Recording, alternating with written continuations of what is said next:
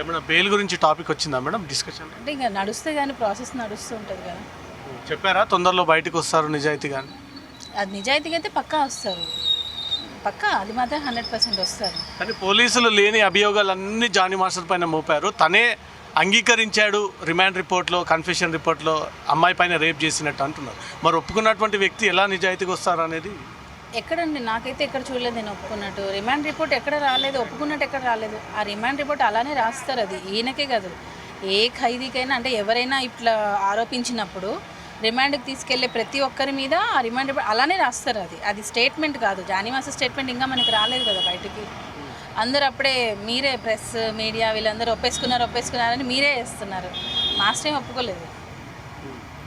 ఏం చెప్తా ఉన్నారు? ఈ కేసు గురించి ఏమైనా డిస్కషన్ జరిగిందా ఈరోజు? ఆయనకి దీనికి సంబంధం లేదండి, ఆయనకి దీనికి సంబంధం లేదు. ఇదంతా రాంగ్ ఎలిగేషన్స్, ఫాల్స్. ఇదంతా అసలు కేసు అసలు ఎందుకు చేస్తుందో ఆ అమ్మాయి కూడా మాకే అర్థం కావట్లేదు. అసలు ఎందుకు పెట్టింది?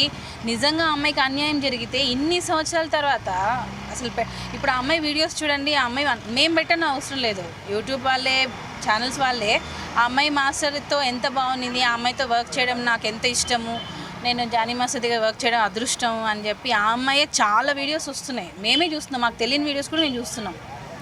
సో ఆ అమ్మాయి నిజంగా అంత హింసించే అయితే ఆ అమ్మాయి అంత ఇష్టంగా వీడియోస్ ఎందుకు చెప్తారు చెప్పండి?